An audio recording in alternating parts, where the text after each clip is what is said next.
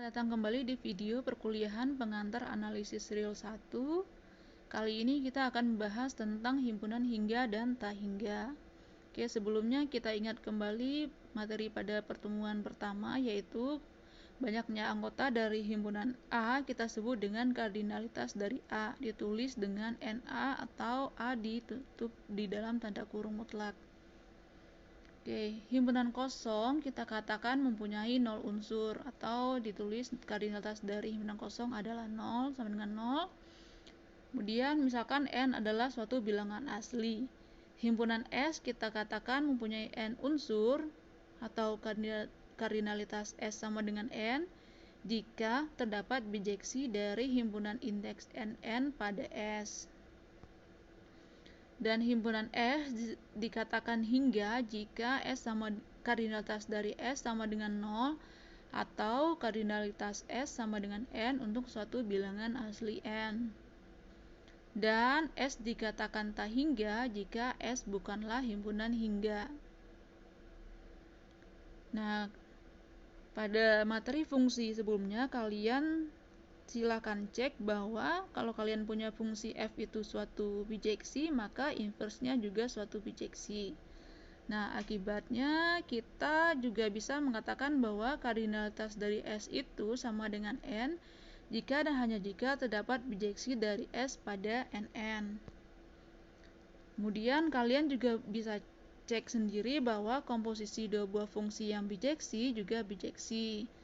Nah, akibatnya kardinalitas dari S1 sama dengan N jika dan hanya jika terdapat bijeksi dari S1 pada S2, di mana S2 itu kardinalitasnya juga N. Dan kardinalitas dari himpunan S1 dan S2 itu sama jika terdapat bijeksi antara keduanya. Dan kardinalitas dari S1 kecil sama dari kardinalitas S2 jika terdapat injeksi atau pemetaan satu-satu dari S1 pada S2. Sebaliknya, kardinalitas S1 bisa sama dari kardinalitas S2 jika terdapat surjeksi atau pemetaan pada dari S1 pada S2. Dan himpunan S itu hingga jika dan hanya jika terdapat bijeksi dari S pada T, di mana T itu juga himpunan hingga. Oke, sifat ketunggalan kardinalitas. Kalau S itu hingga dan kardinalitas dari S sama dengan N, maka nilai N tersebut tunggal. Oke, ini hanya berlaku untuk himpunan hingga ya. Kalau tak hingga kita nggak tahu. Himpunan bilangan asli N merupakan himpunan tak hingga. Kita buktikan teorema tersebut dengan kontradiksi. Andaikan N itu hingga, maka menurut definisi terdapat sebuah bijeksi F dari N ke himpunan indeks NN untuk satu bilangan asli N. Pandang hasil fungsi dari F1, F2, dan F sampai dengan Fn plus 1.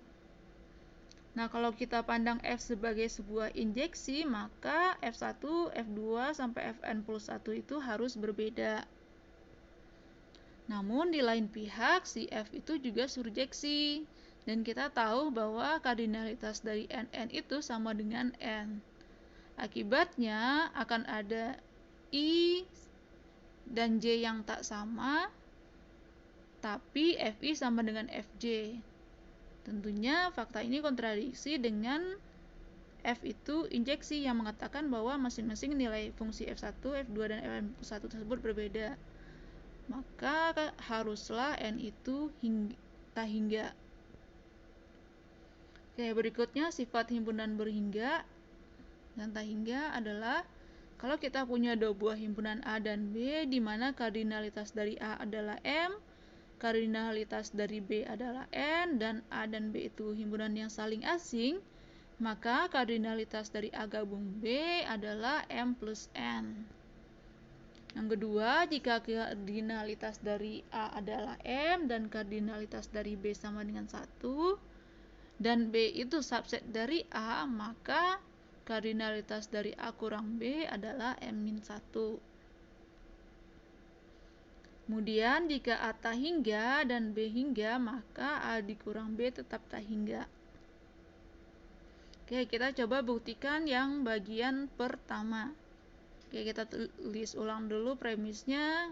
Misalkan A dan B dua buah himpunan dengan kardinalitas dari A adalah M, kardinalitas dari B adalah N, dan A iris B himpunan kosong. Tujuan kita ingin membuktikan bahwa kardinalitas dari A gabung B sama dengan M plus N. Berarti tujuan kita ingin membuktikan ada suatu bijeksi dari himpunan indeks N M plus N ke A gabung B. Oke, pertama kita punya modal kardinalitas dari A adalah M, berarti ada bijeksi F dari NM ke A, dan kita juga tahu kardinalitas dari B sama dengan N, berarti ada bijeksi G dari NN ke B. Kemudian kita definisikan pengaitan H dari NM plus N ke A gabung B sebagai berikut, yaitu HJ sama dengan FJ jika J ada di NM, HJ sama dengan KJ min M jika J ada di NM plus N dikurang NM. Oke, ini ilustrasinya kalau kita punya M-nya 3, N-nya 2 gitu, berarti H1 sama dengan F1, H2 sama dengan F2, H3 sama dengan F3. Kemudian H4 sama dengan G1, H5 sama dengan G5. Oke, kita harus menunjukkan bahwa H yang kita definisikan seperti ini merupakan suatu bijeksi. Berarti kita harus buktikan H itu pertama, H itu adalah suatu fungsi, kedua buktikan H itu injeksi, ketiga buktikan H itu surjeksi. Nah, untuk bagian fungsi silakan kalian coba sendiri untuk buktikannya. Di sini akan dijelaskan bahwa H itu suatu injeksi. Berarti kita ambil sembarang dua unsur di daerah domain yang hasil petanya sama, kita tunjukkan bahwa dua buah unsur tersebut juga harus sama. Oke, karena A iris B himpunan kosong, maka berlaku salah satu HJ ada di A atau HJ ada di B. Oke, kita pandang dulu kasusnya kalau HJ ada di A. Jika HJ ada di A, maka HJ sama dengan FJ. Begitu juga dengan HK sama dengan FK. Karena HJ sama dengan HK, berarti FJ juga sama dengan FK. Dan karena F itu injeksi, maka haruslah J sama dengan K. Berarti dalam kasus ini H suatu injeksi. Kemudian kita pandang kasusnya kalau HJ ada di B. Kalau dia ada di B, berarti HJ sama dengan G J min M. Begitu juga dengan HK sama dengan GK min M. Kemudian karena HJ sama dengan HK, maka juga berlaku GJ min M sama dengan GK min M.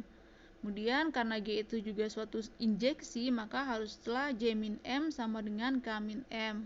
Akibatnya J sama dengan K dengan hukum pembatalan. Jadi H suatu injeksi. Kemudian berikutnya akan kita buktikan bahwa H itu suatu surjeksi. Artinya kita ambil sembarang unsur di daerah kodomain, kita buktikan ada unsur di daerah domain yang hasilnya petanya adalah si unsur yang tadi kita ambil. Ya, misalkan Y adalah unsur di A gabung B. Akan kita tunjukkan bahwa ada X di NM plus N sehingga HX sama dengan Y. Oke, karena Y itu ada di A gabung B, maka menurut definisi gabungan Y itu ada di A atau Y ada di B. Karena Y itu elemen A, maka ada J elemen NM sehingga FJ sama dengan Y. Oke, ini karena F-nya adalah suatu surjeksi. Dengan demikian diperoleh HJ sama dengan FJ sama dengan Y. Karena dia ada di A ya, makanya HJ sama dengan FJ. Jika Sekarang pandang kasusnya kalau Y-nya ada di B. Karena G itu suatu surjeksi, berarti ada K di NN sehingga GK sama dengan Y. Kita definisikan L sebagai M plus K. Maka L ada di NM plus N dikurang NM. Maka sehingga diperoleh HL itu akan sama dengan GK sama dengan Y. Jadi dari kedua kasus tersebut ada X sama dengan J atau X sama dengan L sehingga HX sama dengan Y. Jadi terbukti bahwa H itu suatu surjeksi. Karena H adalah suatu injeksi dan suatu surjeksi, berarti H itu merupakan suatu bijeksi. Jadi teorema kita terbukti. Oke, untuk teorema bagian kedua.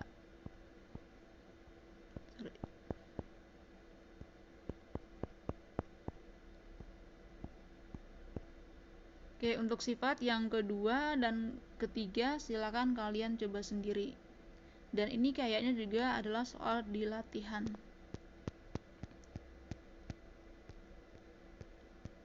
Oke, sekarang kita lanjutkan ke sifat dari himpunan hingga berikutnya, yaitu kalau S dan T itu adalah dua buah himpunan dan T itu subset dari S.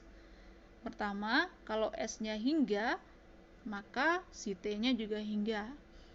Kedua, dan ini adalah kontraposisi dari yang pertama adalah kalau T itu tak hingga, maka si S juga tak hingga. Ya, bagian B itu kontraposisi bagian A ya, sehingga kita cukup membuktikan salah satunya saja. Oke, pada video ini akan dibuktikan yang bagian A. Berarti kita punya premis T itu subset dari S dan S itu hingga. Kita ingin membuktikan bahwa T juga hingga. Kalau T-nya himpunan kosong, maka jelas T itu hingga. Sekarang kita pandang kalau T-nya itu bukan himpunan kosong. Kita akan menggunakan prinsip induksi matematika pada banyaknya unsur di S. Misalkan N suatu bilangan asli dan Pn menyatakan pernyataan setiap himpunan tak kosong dari suatu himpunan dengan N unsur adalah hingga.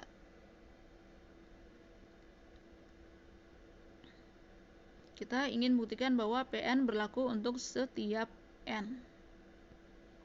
Oke, pertama kita tunjukkan untuk N sama dengan 1 dulu. Berarti kita misalkan kardinalitas dari S sama dengan 1. Karena T itu adalah subhimpunan yang tak kosong dari S, maka haruslah si T sama dengan S. Berarti jelas T-nya hingga, karena kardinalitasnya adalah 1. Jadi terbukti P1 benar. Kemudian langkah induksi berikutnya adalah kita asumsikan PK benar, yaitu yang PK benar artinya setiap subhimpunan tak kosong dari suatu himpunan dengan K unsur adalah hingga. Tujuan kita ingin membuktikan PK plus 1 benar, yaitu sembarang subhimpunan tak kosong dari suatu himpunan dengan K plus 1 unsur juga hingga. Oke, berarti sekarang kita misalkan kardinalitas dari S itu sama dengan K plus 1. Maka menurut definisi kardinalitas berarti terdapat bijeksi dari NK plus 1 ke S. Kita pandang dua kasus. Yang pertama, kalau si FK plus 1 tidak ada di T, maka kita dapat maka T itu merupakan suatu subhimpunan dari S1, di mana S1 itu adalah S dikurang FK plus 1. Karena kardinalitas dari S itu sama dengan K plus 1 dan himpunan yang isinya K plus 1 itu ada di S atau subset dari S, maka menurut teorema 134 kardinalitas dari S1 adalah K. Kemudian karena T itu subset dari S1 dan kardinalitas dari S1 adalah K, maka menurut hipotesis prinsip induksi matematika yang kedua, T hingga. Sekarang kita pandang kasus kalau si FK plus 1-nya tidak ada di T. Kita misalkan T1 sama dengan T dikurangin FK himpunan yang isinya FK plus 1. Karena tadi S1 itu adalah S yang dikurangi dengan himpunan yang cuma berisi FK plus 1, maka si T1 itu subset dari S1. Nah, karena T1 itu subset dari S1 dan si S1 itu unsurnya ada sebanyak K, maka menurut hipotesis kita si T1 juga hingga. Akibatnya si T yang merupakan yang tidak lain adalah T1 digabung himpunan yang isinya FK plus 1 juga hingga. Berarti untuk kedua kasus tersebut PK plus 1 benar, akibatnya PN benar untuk setiap N bilangan asli. Berarti teorema kita terbukti. Nah, dan bagian B merupakan kontraposisi dari bagian A, sehingga kita tidak perlu membuktikan lebih lanjut. Oke, demikian materi pada pertemuan ini. Sampai jumpa pada video berikutnya. Silakan kalian coba kerjakan latihan di buku Bartel yang terkait dengan materi himpunan hingga dan tak hingga, dan posting jawaban kalian di kolom komentar YouTube. Oke, sampai ketemu lagi.